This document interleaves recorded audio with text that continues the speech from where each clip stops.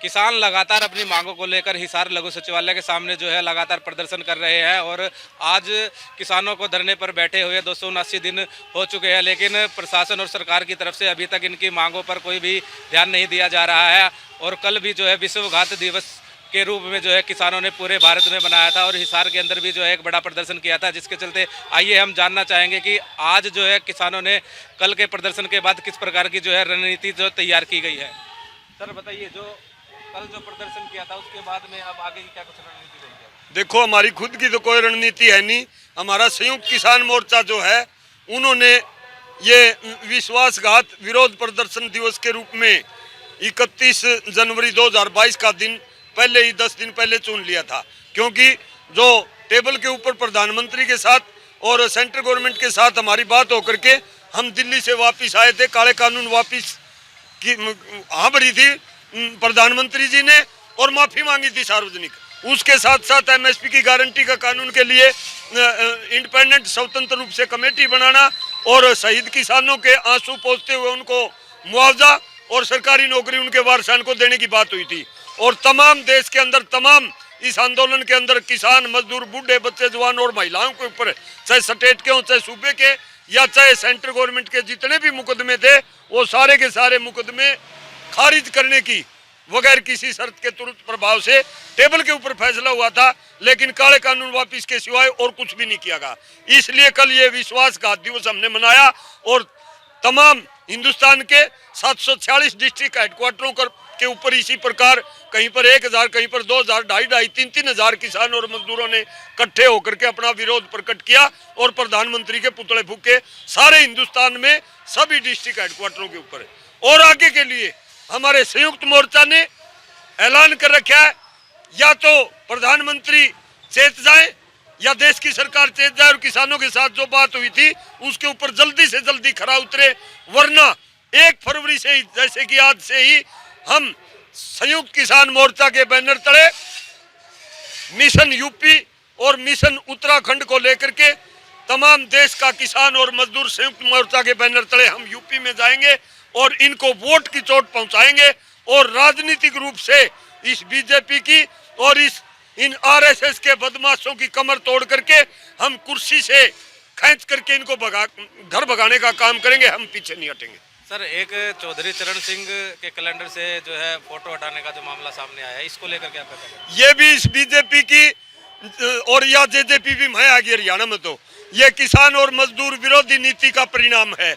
ये छांट करके बिठाएगा। यहाँ पर ये 5 महीने पहले आए थे, यहाँ पर जो वाइस चांसलर है BR कंबोज, इन्होंने आते ही इन बिटवीन 10 डेज 10 दिन के अंदर अंदर जो किसान मजदूर परिवारों से देहात की पृष्ठभूमि से बच्चे आए हुए थे यूनिवर्सिटी के अंदर, जो कच्चे कर्मचारी होते हैं डेली वेज के, कॉन्ट्रैक्ट बेस के, उनको उनकी छंटनी करके नामों का पता लगा करके ये किसानों के बालक हैं, ये गांव के बालक हैं, ये मजदूरों के बालक हैं, देहात के बालक हैं।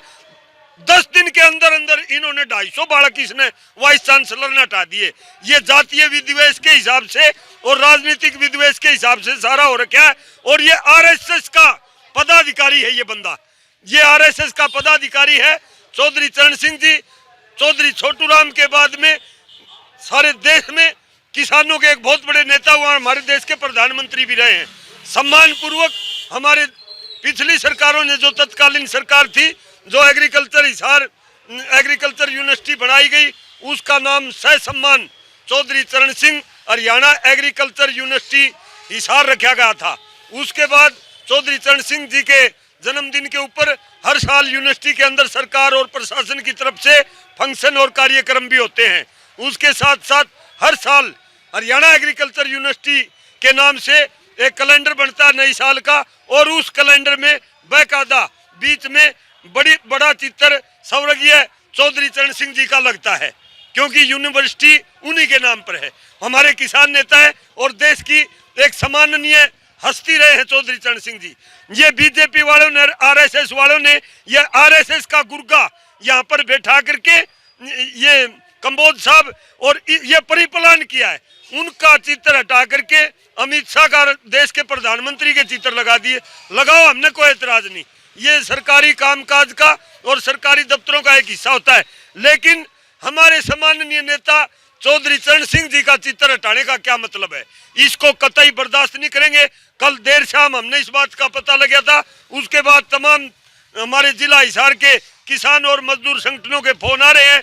हम 4 नंबर गेट के ऊपर कंबोज का वाइस चांसलर का पुतला फूकेंगे और इस मीडिया के माध्यम से हम सरकार से मांग करते हैं वरियाम सिंह को, वाइस चांसलर को तुरंत प्रभाव से पदच्युत किया जाए और इनको बर्दाश्त किया जाए, या ये माफी मांगे और जल्दी से जल्दी बगैर चित्र वाला जो कैलेंडर है उसको खारिज करके स्वर्गीय चौधरी चरण सिंह जी के चित्र वाला कैलेंडर हूबहू छपवाएं और उसको वितरित करवाएं।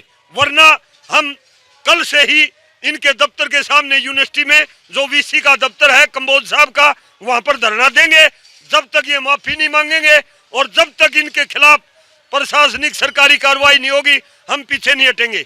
इसके साथ साथ हम ये बगैर चौधरी चरण सिंह के चित्र वाला जो कैलेंडर इन्होंने जारी किया गलत तरीके से, इस कैलेंडर की प्रति और पिछले कैलेंडर की प्रति लेकर के यूपी में जाएंगे, इनको रेत चटाने का काम करेंगे। जो चौधरी चरण सिंह जी की जन्म स्थली और कर्म स्थली है पश्चिम यूपी के अंदर, वहां जाएंगे। हमें के बताना ये है, ये जो गलत तरीके से RSS के बंदे आ रहे हैं, अलबत्ता तो ये इसका लायक नहीं है।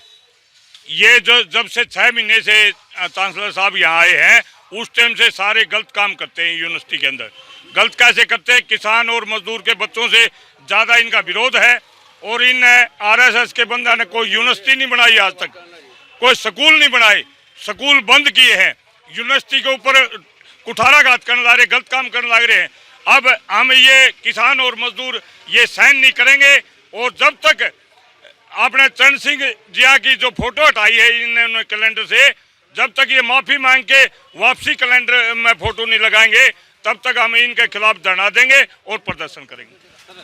जी, वकील हैं, हाँ, रघुवीर सिंह, हाँ हाँ बिल्कुल। वकील शुरू से ही जब से किसान आंदोलन की रूपरेखा तैयार हुई है तब से ही वकील पूरे देश का किसानों के साथ है, किसानों के समर्थन में है और वकीलों ने इस आंदोलन में बहुत बड़ी भूमिका निभाई है, आप सब ने देखा है।